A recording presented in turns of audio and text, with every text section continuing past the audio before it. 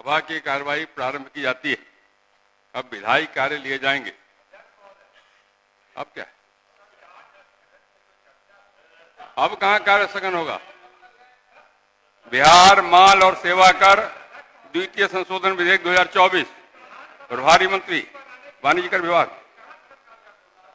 बैठ जाइए, समय समाप्त हो गया उसका, बैठ जाइए। अध्यक्ष महोदय, मैं प्रस्ताव करता हूं, बैठ जाइए। बिहार माल और सेवा कर द्वितीय संशोधन विधेयक 2024 को पुनर्स्थापित करने की अनुमति दी जाए।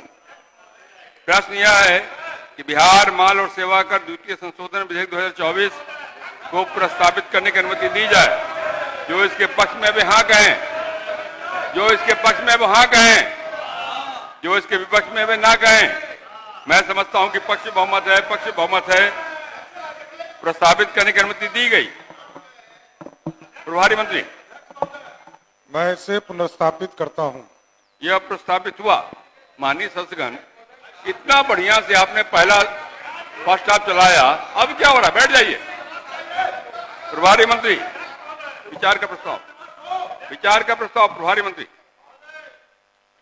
मैं प्रस्ताव करता हूं कि बिहार माल एवं सेवा कर द्वितीय संशोधन विधेयक 2024 पर विचार हो। प्रवर समिति का प्रस्ताव। इसमें माननीय सदस्य अख्तरुल इस्लाम शाहीन द्वारा प्रवर समिति का प्रस्ताव आया है। क्या माननीय सदस्य श्री अख्तरुल इस्लाम शाहीन अपना प्रस्ताव मुक्त करेंगे? आप प्रस्ताव मुक्त करेंगे? नहीं करेंगे। प्रश्न यह है कि बिहार माल और सेवा का द्वितीय संशोधन विधेयक 2024 पर विचार हो। जो इसके पक्ष में वे हाँ कहें, जो इसके विपक्ष में वे ना कहें। मैं समझता हूं कि पक्ष बहुमत है, पक्ष बहुमत है, प्रस्ताव स्वीकृत हुआ। अब मैं खंड 100 लेता हूं। खंड 2 से 37 तक में कोई संशोधन नहीं है। प्रश्न यह है कि खंड 2 से 37 तक इस विधेयक का अंग बने। जो इसके पक्ष में वे हाँ कहें, जो इसके विपक्ष में वे ना कहें। मैं समझता हूं कि पक्ष बहुमत है, पक्ष बहुमत है, प्रस्ताव स्वीकृत हुआ। खंड 2 से 37 तक इस विधेयक का अंग बने। प्रश्न यह है कि खंड 1 इस विधेयक का अंग बने। जो इसके पक्ष में वे हाँ कहें, जो इसके विपक्ष में वे ना कहें। मैं समझता हूं कि पक्ष बहुमत है, पक्ष बहुमत है, प्रस्ताव स्वीकृत हुआ। खंड 1 इस विधेयक का अंग बना। प्रश्न यह है कि प्रस्तावना इस विधेयक का अंग बने। जो इसके पक्ष में वे हाँ कहें, जो इसके विपक्ष में वे ना कहें। मैं समझता हूं कि पक्ष बहुमत है, पक्ष बहुमत है, प्रस्ताव स्वीकृत हुआ। प्रस्तावना इस विधेयक का अंग बनी। प्रश्न यह है कि नाम इस विधेयक का अंग बने। जो इसके पक्ष में वे हाँ कहें, जो इसके विपक्ष में वे ना कहें। मैं समझता हूं कि पक्ष बहुमत है, पक्ष बहुमत है, प्रस्ताव स्वीकृत हुआ। नाम इस विधेयक का अंग बना। स्वीकृति का प्रस्ताव। प्रभारी मंत्री, बैठ जाइए, बैठ जाइए, बैठ जाइए।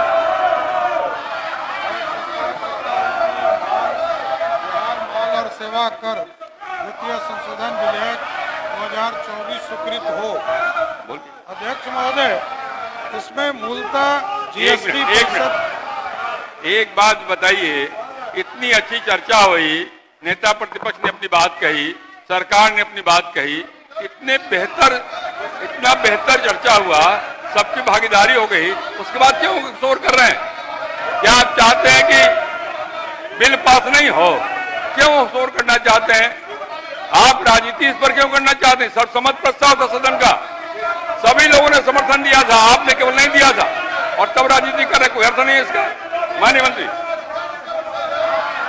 अध्यक्ष महोदय, इसमें जीएसटी एक फेडरल टैक्स सिस्टम है और इसके माध्यम से जो 1 जुलाई 2017 को इस देश में एक पूरा नियमावली बनाकर जीएसटी को एक्ट के तौर पर पूरे भारत में लागू किया गया। जीएसटी परिषद की बैठक 53वें बैठक में किए गए सिफारिश को लागू करने के लिए फिटनेस एक्ट का नंबर संख्या 2/2024 द्वारा केंद्रीय जीएसटी एक्ट में संशोधन किए गए। उसी के आधार पर जो आम लोगों को सहूलियत हो और लोगों को इसकी पूरी सुविधा मिल सके, इसके लिए हम लोगों ने इस प्रस्ताव को लाया है। धारा 11 क में अधिनियम की धारा 11 में सरकार को किसी तरह के मामले में छूट देने के लिए अधिकार है। जिसको इस बार हम लोगों ने उसको जनरल प्रैक्टिस के तौर पर 11A के माध्यम से वैसे मामले को हम लोग जनरल प्रैक्टिस के माध्यम से के कारण एवं कम वसूली के द्वारा जीएसटी के मामले में कर से छूट देने का अधिकार सरकार को दिया जा रहा है। उसी तरह धारा 13 में जो रिवर्स चार्ज मैकेनिज्म है आरसीएम के टाइम ऑफ सप्लाई, इसमें छूट देने का प्रावधान किया गया। उसी तरह धारा 16 में जो इनपुट टैक्स है उसको और आसान किया गया है। जो 3 साल तक जिन लोगों को भी इनपुट टैक्स लेने थे, जिन लोगों ने 30 नवंबर 2021 तक का समय दिया गया कि इसमें जिन लोगों ने भी क्रेडिट के लिए इनपुट टैक्स के लिए दिया है, उसको ये समय सीमा 30 नवंबर 2021 तक कर दिया गया है, जिसके माध्यम से उनको input credit card, input tax credit उसको तुरंत मिलने का काम होगा।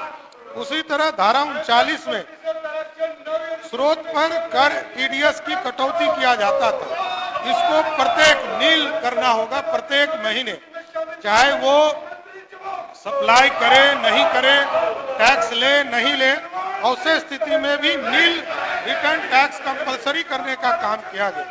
इसके साथ साथ धारा 74A में 74 कॉम एक निर्धारण किया गया है कि एनुअल जो टैक्स देना पड़ता था, नॉर्मल छूट दिया जाता था 3 साल के लिए, और 74 में 73 और 74 मिलाकर, जिसमें 74 में फ्रॉड यदि कोई जानबूझकर करता था तो ऐसे स्थिति में लोगों को दिक्कत होती थी। रूटीन अमेंडमेंट है और इसको 5 साल तक के लिए हम लेते थे। इसको दोनों को जोड़कर 74 कॉम 74A दोनों को एक साथ किया गया, जो 1 नवंबर 2024 से लागू किया जाएगा। इसके साथ साथ धारा 112 में जीएसटी ट्रिब्यूनल का प्रावधान किया गया। अभी तक क्योंकि उसके अध्यक्ष ट्रिब्यूनल कोर्ट के अध्यक्ष का पदभार ग्रहण नहीं किया गया था और उसमें समय दिया गया था 3 महीने का, तो इसको अब हम लोगों ने सिर्फ इसमें चेंजेस किया है कि जिस दिन से वो एप्लीकेशन देंगे तो पहले तो 20% टैक्स देना पड़ता था, अब उनको मात्र 10% टैक्स देकर, और जिस दिन उनको अपील दायर करेंगे उससे उनको 3 महीने के अंदर सुनवाई करने का अधिकार है। उसी तरह धारा 128 को 100% जो 17 से लेकर 2020 तक जिन लोगों का मामला पेंडिंग है, हम लोगों ने एमनेस्टी लाया है।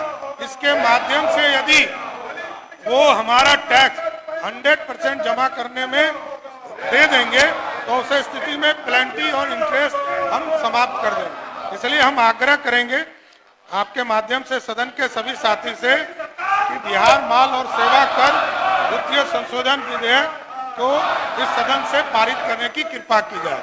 प्रश्न यह है कि बिहार माल और सेवा कर द्वितीय संशोधन विधेयक 2024 स्वीकृत हो। जो इसके पक्ष में वे हाँ कहें, जो इसके विपक्ष में वे ना कहें। मैं समझता हूं कि पक्ष बहुमत है, पक्ष बहुमत है, प्रस्ताव स्वीकृत हुआ। बिहार माल और सेवा का द्वितीय संशोधन विधेयक 2024 स्वीकृत हुआ। बेतिया राज्य की संपत्तियों को निहित करने वाला विधेयक 2024। प्रभारी मंत्री राजस्व एवं भूमि सुधार विभाग।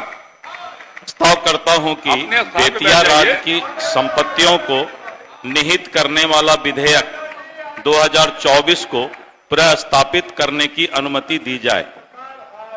आप तो अच्छे लोग हैं, ऐसा व्यवहार क्यों कर रहे हैं? बुद्धिमान लोग हैं, संसदीय व्यवस्था में विश्वास करने वाले लोग हैं, तो ये तो लक्षण नहीं दिख रहा। माननीय नेता प्रतिपक्ष ने जो विषय कहा संविधान के बारे में, उसका कोई लक्षण दिख नहीं रहा। अपने स्थान पर चले जाइए। प्रश्न यह है, बेतिया राज्य की संपत्तियों को निहित करने वाला विधेयक 2024 को प्रस्तावित करने की अनुमति दी जाए। जो इसके पक्ष में वे हाँ कहें, जो इसके विपक्ष में वे ना कहें। मैं समझता हूं कि पक्ष बहुमत है, पक्ष बहुमत है, प्रस्तावित करने की अनुमति दी गई। प्रभारी मंत्री। मैं इसे पुनः स्थापित करता हूं। यह प्रस्तावित हुआ। विचार का प्रस्ताव प्रभारी मंत्री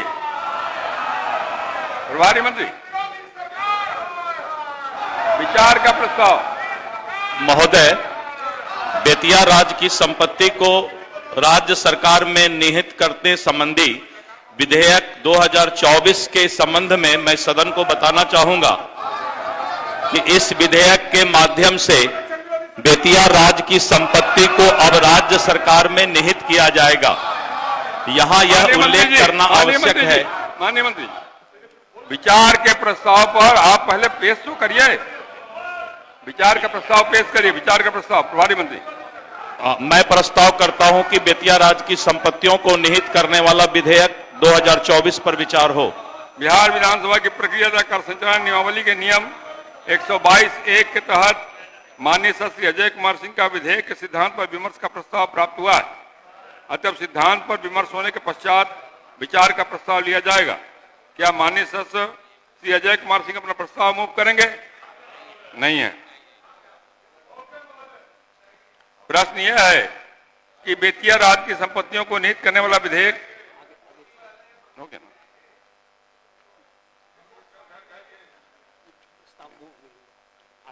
संयुक्त प्रवर समिति का प्रस्ताव, इसमें माननीय श्री अजय कुमार सिंह द्वारा संयुक्त प्रवर समिति का प्रस्ताव आया है।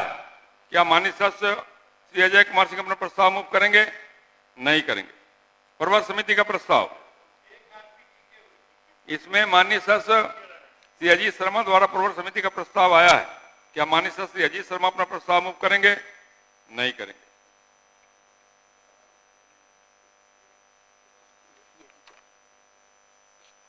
प्रश्न यह है कि बेतिया राज्य की संपत्तियों को निहित करने वाला विधेयक 2024 पर विचार हो। जो इसके पक्ष में वे हाँ कहें, जो इसके विपक्ष में वे ना कहें।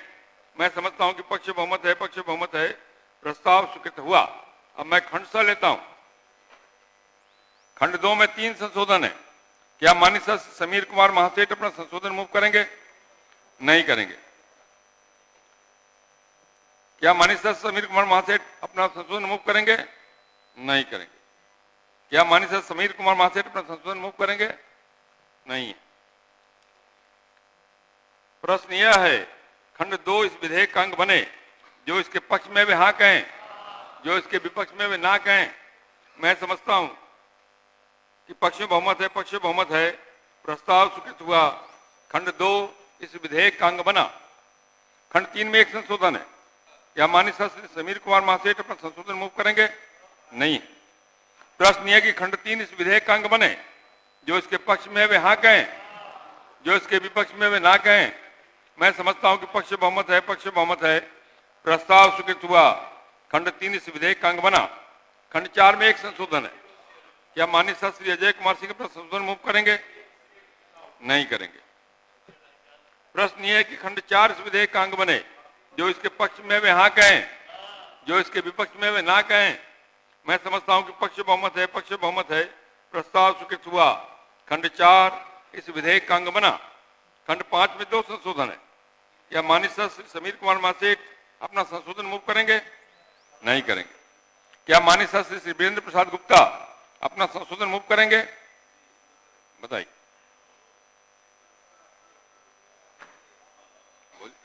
माइक दो।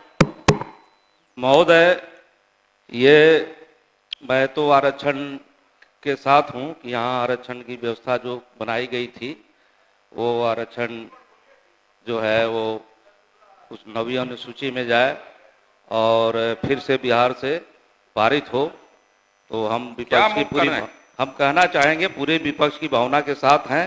लेकिन ये जो बेतिया राज्य की संपत्तियों को सरकार में निहित करने वाला जो 2024 का कानून है, जो अभी प्रस्तावित है, ये एक काला कानून की तरह सामने आया है।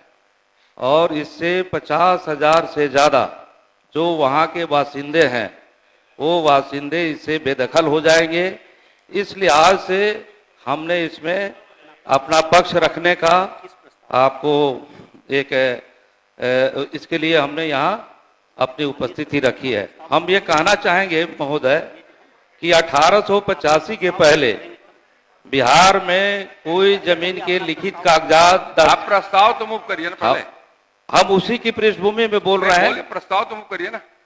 माननीय सदस्य विधेयक पर संपूर्ण रूप से बोले चले जा रहे हैं, वही तो कर रहा हूं। और संशोधन इन्होंने एक खंड का दिया वही है, कर रहा वो हूं। भी अपना प्रस्ताव मूव नहीं किया है। वही आग्रह मैं उसी की बात तो कर रहा हूं कि उसका हम मेरी तर्क बात दे रहे हैं गुप्ता कि जी। क्यों हमने ऐसा कहा। गुप्ता जी पहले प्रस्ताव तो मुख करिए अपना जी ना। तो ये प्रस्ताव है कि विधेयक के अध्याय 2 के खंड 5 के उपखंड 8 की 5वीं पंक्ति में किसी भी संपत्ति शब्द समूह के बदले किसी न्यास की कोई संस्था धार्मिक या धर्मनिरपेक्ष या भवन शब्द समूह पर स्थापित किए जाएं। हो गया जी। जो इसके पक्ष में वे हाँ कहें, जो इसके विपक्ष में वे ना कहें। मैं समझता हूं कि विपक्ष में बहुमत है, विपक्ष में बहुमत है, यह संशोधन अस्वीकृत हुआ। प्रश्न यह है कि खंड 5 इस विधेयक का अंग बने। जो इसके पक्ष में वे हाँ कहें, जो इसके विपक्ष में वे ना कहें। मैं समझता हूं कि पक्ष बहुमत है, पक्ष बहुमत है, प्रस्ताव स्वीकृत हुआ। खंड 5 इस विधेयक का अंग बना। खंड 6 में एक संशोधन है। क्या माननीय श्री अजीत शर्मा अपना संशोधन मूव करेंगे? नहीं है। खंड 7 में एक संशोधन है। नहीं है। प्रश्न है कि खंड 6 इस विधेयक का अंग बने। जो इसके पक्ष में वे हाँ कहें, जो इसके विपक्ष में वे ना कहें। मैं समझता हूं कि पक्ष बहुमत है, पक्ष बहुमत है, प्रस्ताव स्वीकृत हुआ। खंड 6 इस विधेयक का अंग बना। खंड 7 में एक संशोधन है। क्या माननीय श्री अजीत शर्मा अपना संशोधन मूव करेंगे? नहीं है। प्रश्न यह खंड 7 इस विधेयक का अंग बने। जो इसके पक्ष में वे हाँ कहें, जो इसके विपक्ष में वे ना कहें। मैं समझता हूं पक्ष बहुमत है, पक्ष बहुमत है, प्रस्ताव स्वीकृत हुआ। खंड 7 इस विधेयक का अंग बना। खंड 8 में कोई संशोधन नहीं है। प्रश्न यह कि खंड 8 इस विधेयक का अंग बने। जो इसके पक्ष में वे हाँ कहें, जो इसके पक्ष में वे हाँ कहें, जो इसके विपक्ष में वे ना कहें। मैं समझता हूं कि पक्ष बहुमत है, पक्ष बहुमत है, प्रस्ताव स्वीकृत हुआ। खंड 8 इस विधेयक का अंग बना। खंड 9 में एक संशोधन है। क्या माननीय श्री वीरेंद्र प्रसाद गुप्ता अपना संशोधन मूव करेंगे? जी मूव करेंगे। विधेयक के अध्याय 4 के खंड 9 की दूसरी पंक्ति में ऐसी भूमि शब्द समूह के बदले बसावट वाली भूमि छोड़कर सभी भूमि शब्द समूह प्रतिस्थापित किया जाए। तो लेकिन हमको इस बात के लिए व्याख्या करने के लिए ये कब समय मिलेगा? विचार के प्रस्ताव पे बोलिएगा। स्वीकृति का प्रस्ताव आएगा तो बोलिएगा ना। प्रश्न यह कि विधेयक के खंड 9 की दूसरी पंक्ति के सब समूह ऐसी भूमि का स्थान पर सब समूह बसावट वाली भूमि छोड़कर सभी भूमि प्रतिस्थापित किया जाए। जो इसके पक्ष में वे हाँ कहें, जो इसके विपक्ष में वे ना कहें। मैं समझता हूं कि विपक्ष में बहुमत है, विपक्ष में बहुमत है, यह संशोधन अस्वीकृत हुआ। प्रश्न यह कि खंड 9 इस विधेयक का अंग बने।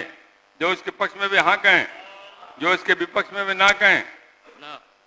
आप तो विपक्षों में नहीं बोलते हैं। नहीं। मैं समझता हूं कि पक्ष बहुमत है, पक्ष बहुमत है, प्रस्ताव स्वीकृत हुआ।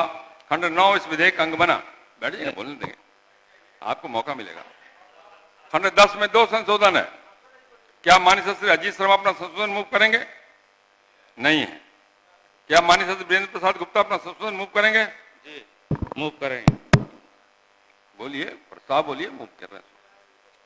विधेयक के अध्याय 4 के खंड 10 के उपखंड 2 की पहली पंक्ति में समाहर्ता के पास सब समूह के बदले बसावट वाली भूमि छोड़कर समाहर्ता के पास सब समूह प्रतिस्थापित किया जाए। प्रश्न यह है कि विधेयक के खंड 10 के उपखंड 2 की पहली पंक्ति के सब समूह समाहर्ता के पास के स्थान पर सब समूह बसावट वाली भूमि छोड़कर समाहर्ता के पास प्रस्तावित किया जाए। जो इसके पक्ष में वे हाँ कहें, जो इसके विपक्ष में वे ना कहें। मैं समझता हूं कि विपक्ष में बहुमत है, विपक्ष में बहुमत है, यह संशोधन अस्वीकृत हुआ। प्रश्न यह है कि खंड 10 इस विधेयक का अंग बने। जो इसके पक्ष में वे हाँ कहें, जो इसके विपक्ष में वे ना कहें। मैं समझता हूं पक्ष बहुमत है, पक्ष बहुमत है, प्रस्ताव स्वीकृत हुआ। खंड 10 इस विधेयक का अंग बना। खंड 11 में 3 संशोधन है। क्या माननीय श्री अजीत शर्मा अपना संशोधन मूव करेंगे? नहीं है। क्या माननीय वीरेंद्र प्रसाद गुप्ता अपना संशोधन मूव करेंगे? जी मूव करेंगे। विधेयक के अध्याय 4 के खंड 2 के उपखंड 11 की पहली पंक्ति के प्रारंभ में बसावट वाली भूमि छोड़कर सब समूह प्रतिस्थापित किया जाए। प्रश्न यह है कि विधेयक के खंड 11 के मध्य 11 की पहली पंक्ति के प्रारंभ में सब समूह बसावट वाली भूमि छोड़कर बैठ जाइए, प्रतिस्थापित किया जाए। जो इसके पक्ष में वे हाँ कहें, जो इसके विपक्ष में वे ना कहें। मैं समझता हूं कि विपक्ष में बहुमत है, विपक्ष में बहुमत है। यह संशोधन अस्वीकृत हुआ। क्या माननीय सदस्य श्री अजीत शर्मा अपना संशोधन मूव करेंगे? नहीं है। प्रश्न यह है कि खंड 11 इस विधेयक का अंग बने। जो इसके पक्ष में वे हाँ कहें, जो इसके विपक्ष में वे ना कहें। मैं समझता हूं कि पक्ष बहुमत है, पक्ष बहुमत है। प्रस्ताव स्वीकृत हुआ। खंड 11 इस विधेयक का अंग बना। खंड 12 में कोई संशोधन नहीं है। प्रश्न यह कि खंड 12 इस विधेयक का अंग बने। जो इसके पक्ष में वे हाँ कहें, जो इसके विपक्ष में वे ना कहें। मैं समझता हूं कि पक्ष बहुमत है, पक्ष बहुमत है। प्रस्ताव स्वीकृत हुआ। खंड 12 इस विधेयक का अंग बना। खंड 13 में एक संशोधन है। क्या माननीय सदस्य श्री अजीत शर्मा अपना संशोधन मूव करेंगे? नहीं है। प्रश्न यह है कि खंड 13 इस विधेयक का अंग बने। जो इसके पक्ष में वे हाँ कहें, जो इसके विपक्ष में वे ना कहें। मैं समझता हूं कि पक्ष बहुमत है, पक्ष बहुमत है। प्रस्ताव स्वीकृत हुआ। खंड 13 इस विधेयक का अंग बना। खंड 14, 15, 16, 17 एवं 18 में कोई संशोधन नहीं। प्रश्न यह है कि खंड 14, 15, 16, 17 एवं 18 इस विधेयक का अंग बने। जो इसके पक्ष में वे हाँ कहें, जो इसके विपक्ष में वे ना कहें। मैं समझता हूं कि पक्ष बहुमत है, पक्ष बहुमत है। प्रस्ताव स्वीकृत हुआ। खंड 14, 15, 16, 17 एवं 18 इस विधेयक का अंग बने। खंड 19 में एक संशोधन है। क्या माननीय सदस्य वीरेंद्र प्रसाद गुप्ता अपना संशोधन मूव करेंगे? जी मूव करेंगे। विधेयक के अध्याय 6 के खंड। पहले गुप्ता जी ये तो कही कि मैं प्रस्ताव करता हूं कि अच्छा जी, मैं प्रस्ताव करता हूं कि विधेयक के अध्याय 6 के खंड 19, 20, 21 और 22 को विलोपित कर पुनः संख्याकित किया जाए। प्रश्न यह है कि विधेयक के खंड 19, 20, 21 एवं 22 को विलोपित करते हुए बाद के खंडों को पुनर्संख्याकित किया जाए। जो इसके पक्ष में वे हाँ कहें, बैठ जाइए। जो इसके विपक्ष में वे ना कहें। मैं समझता हूं कि विपक्ष में बहुमत है, विपक्ष में बहुमत है। यह संशोधन अस्वीकृत हुआ। प्रश्न यह कि खंड 19 इस विधेयक का अंग बने। जो इसके पक्ष में वे हाँ कहें, जो इसके विपक्ष में वे ना कहें। मैं समझता हूं कि पक्ष बहुमत है, पक्ष बहुमत है। प्रस्ताव स्वीकृत हुआ। खंड 19 इस विधेयक का अंग बना। खंड 20 में कोई संशोधन नहीं है। प्रश्न यह कि खंड 20 इस विधेयक का अंग बने। जो इसके पक्ष में वे हाँ कहें, जो इसके विपक्ष में वे ना कहें। 19, 20, 21, 22 सबको विलोपित करने की बात कही गई। बैठिए ना, बोलिए। एक एक करके आता है ना, सबका अलग अलग आएगा। मैं समझता हूं पक्ष बहुमत है, पक्ष बहुमत है। प्रस्ताव स्वीकृत हुआ। खंड 20 इस विधेयक का अंग बने। खंड 20 इस विधेयक का अंग बना। खंड 21 में एक संशोधन है। क्या माननीय सदस्य अजीत शर्मा अपना संशोधन मूव करेंगे? नहीं है। प्रश्न यह कि खंड 21 इस विधेयक का अंग बने। जो इसके पक्ष में वे हाँ कहें, जो इसके विपक्ष में वे ना कहें। मैं समझता हूं कि पक्ष बहुमत है, पक्ष बहुमत है। प्रस्ताव स्वीकृत हुआ। खंड 21 इस विधेयक का अंग बना। खंड 22, 23, 24 एवं 25 में कोई संशोधन नहीं है। प्रश्न यह कि खंड 22, 23, 24 और 25 इस विधेयक का अंग बने। जो इसके पक्ष में वे हाँ कहें, जो इसके विपक्ष में वे ना कहें। मैं समझता हूं कि पक्ष बहुमत है, पक्ष बहुमत है। प्रस्ताव स्वीकृत हुआ। खंड 22, 23, 24 एवं 25 इस विधेयक का अंग बने। प्रश्न यह कि खंड 1 इस विधेयक का अंग बने। जो इसके पक्ष में वे हाँ कहें, जो इसके विपक्ष में वे ना कहें। मैं समझता हूं पक्ष बहुमत है, पक्ष बहुमत है। प्रस्ताव स्वीकृत हुआ। खंड 1 इस विधेयक का अंग बना। प्रस्तावना में एक संशोधन है। क्या माननीय सदस्य श्री समीर कुमार महासेठ अपना संशोधन मूव करेंगे? नहीं। प्रश्न यह है कि प्रस्तावना इस विधेयक का अंग बने। जो इसके पक्ष में वे हाँ कहें, जो इसके विपक्ष में वे ना कहें। मैं समझता हूं कि पक्ष बहुमत है, पक्ष बहुमत है। प्रस्ताव स्वीकृत हुआ। प्रस्तावना इस विधेयक का अंग बनी। प्रश्न यह कि नाम इस विधेयक का अंग बने। जो इसके पक्ष में वे हाँ कहें, जो इसके विपक्ष में वे ना कहें। मैं समझता हूं कि पक्ष बहुमत है, पक्ष बहुमत है। प्रस्ताव स्वीकृत हुआ। नाम इस विधेयक का अंग बना। स्वीकृति का प्रस्ताव प्रभारी मंत्री।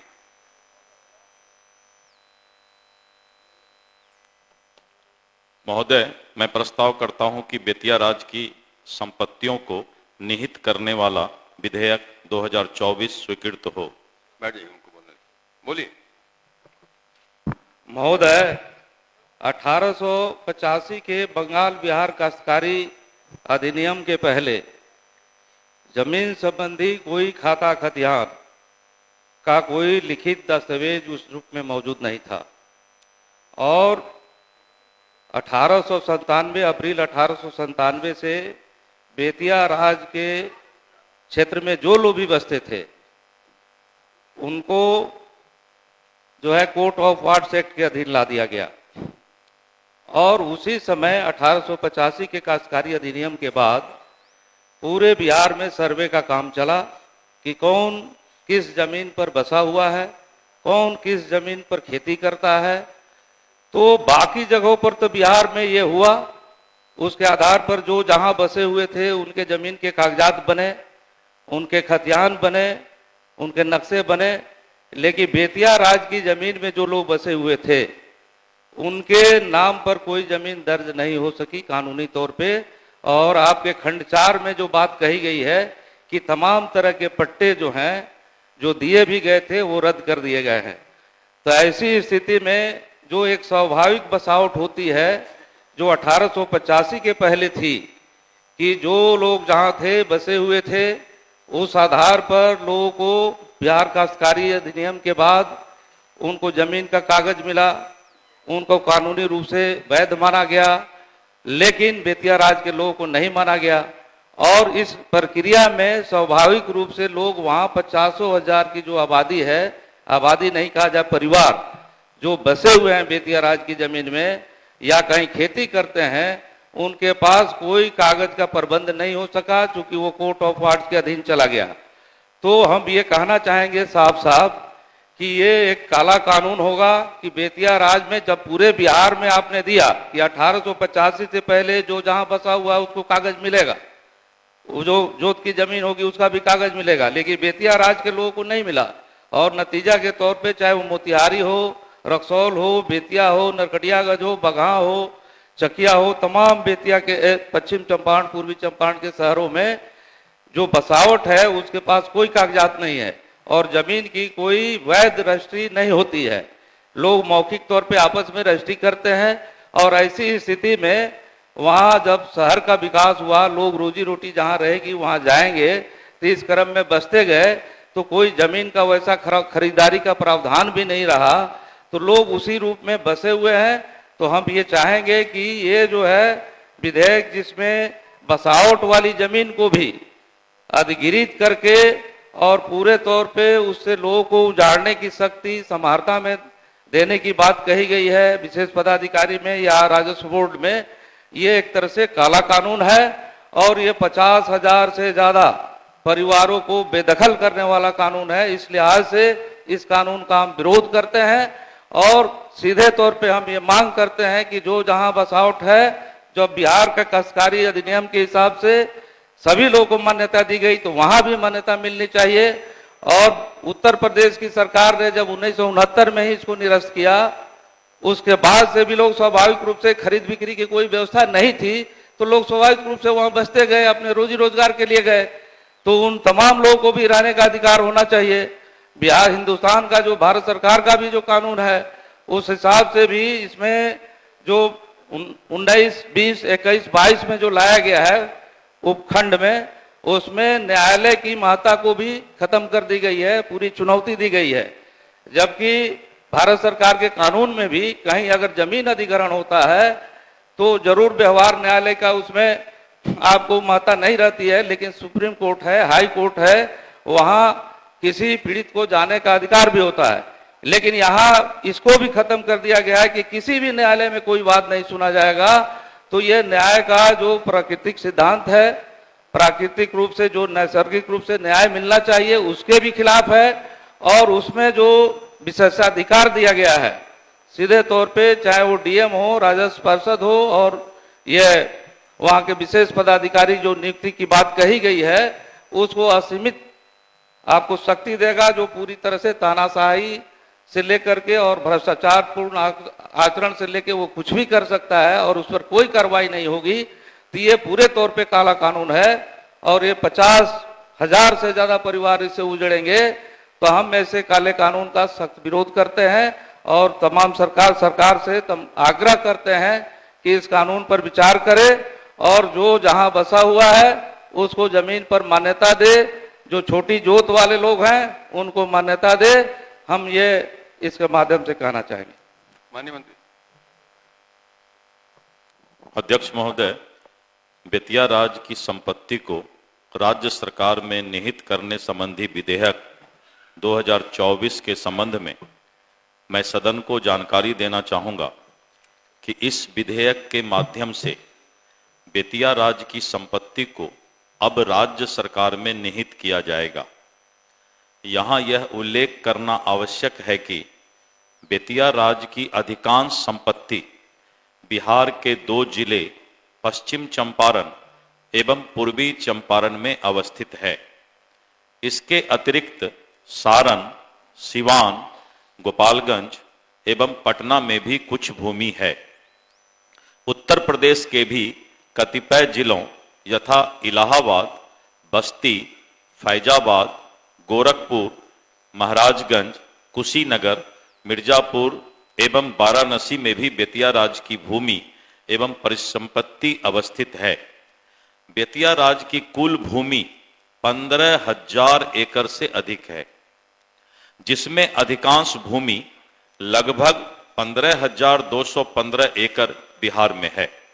उत्तर प्रदेश में लगभग 143 एकड़ भूमि है। तत्कालीन बेतिया राज के महाराज हरेंद्र किशोर सिंह की नावल्द मृत्यु के बाद उनकी पत्नी श्रीमती जानकी कुंवर को अंग्रेजों के द्वारा अक्षम घोषित कर दिनांक 1 अप्रैल 1897 से बेतिया राज को प्रतिपाल्य अधिकरण अधिनियम कोर्ट ऑफ वार्ड्स एक्ट 1879 के अधीन कर लिया गया था। पिछले कई वर्षों से यह प्रस्ताव सरकार के पास विचाराधीन था। चूंकि प्रतिपाल्य अधिकरण द्वारा संपत्ति की देख रेख भली भांति नहीं हो पा रही है और बेतिया राज की संपत्ति पर लगातार अतिक्रमण हो रहा है, अतः सरकार द्वारा यह निर्णय लिया गया कि बेतिया राज के सभी परिसंपत्ति उत्तर प्रदेश सहित बिहार सरकार में निहित की जाए। ऐसा करने के पश्चात संबंधित जिले के समाहर्ता बेतिया राज के भूमि का उसी प्रकार प्रबंधन करेंगे जिस प्रकार राज्य सरकार की अन्य भूमि का करते हैं। जहां तक उत्तर प्रदेश में अवस्थित संपत्तियों की बात है तो उसके लिए उत्तर प्रदेश के राज्य सरकार से समन्वय स्थापित कर आगे की कार्रवाई की जाएगी। विधेयक का विधानमंडल से पारित होने के पश्चात राज्य सरकार बेतिया राज की सभी संपत्तियों को सूचीबद्ध करते हुए अधिसूचना निकालेगी, जिसमें यह स्पष्ट इंगित रहेगा कि कौन सा खाता खेसरा की भूमि अब राज्य सरकार में निहित हो रही है। ऐसा करने के उपरांत प्रभावित व्यक्तियों से आपत्ति प्राप्त होने पर इन आपत्तियों का निस्तारण विधेयक में इंगित प्रावधानों के तहत किया जाएगा। जो माननीय सदस्य शंका जाहिर कर रहे थे तो उसका भी निदान इसमें दिया गया है। बेतिया राज की संपत्ति राज्य सरकार में निहित करने से राज्य सरकार को अपनी सामुदायिक परियोजनाओं हेतु काफी भूमि उपलब्ध हो सकेगी और राज्य सरकार अस्पताल, मेडिकल कॉलेज, विश्वविद्यालय एवं अन्य सरकारी संस्थान खोल सकती है। इससे स्थानीय जनता को काफी लाभ पहुंचेगा। साथ ही लगातार हो रहे अतिक्रमण को रोकने में भी स्थानीय जिला प्रशासन को सहायता मिलेगी। इसलिए महोदय इस प्रस्ताव को, विधेयक को स्वीकृत किया जाए। प्रश्न यह है कि बेतिया राज की संपत्तियों महोदय, अब क्या बैठिए, हो गया अब क्या आपने। प्रश्न यह है कि बेतिया राज की संपत्तियों को निहित करने वाला विधेयक 2024 कानून है। जो इसके पक्ष में वे हाँ कहें, जो इसके विपक्ष में वे ना कहें। मैं समझता हूं कि पक्ष बहुमत है। प्रस्ताव स्वीकृत हुआ। बेतिया राज्य की संपत्तियों को निहित करने वाला विधेयक 2024 स्वीकृत हुआ। माननीय सदस्यगण, आज दिनांक 26 नवंबर 2024 के लिए स्वीकृत निवेदनों की कुल संख्या 29 है। अगर सदन की सहमति हो, इसे संबंधित विभागों को भेज दिया जाए। भेज देना। अब सभा की बैठक बुधवार दिनांक 27 नवंबर बैठिए, बैठ जाइए। अभी राम जी बैठिए, क्या करोगे? अभी कहाँ मैंने खत्म किया, पूरा तो होने दो भाई। अब सभा की बैठक बुधवार दिनांक 27 नवंबर 2024 को 11 बजे पूर्वाह्न तक के लिए स्थगित की जाती है। अब उठ जाइए।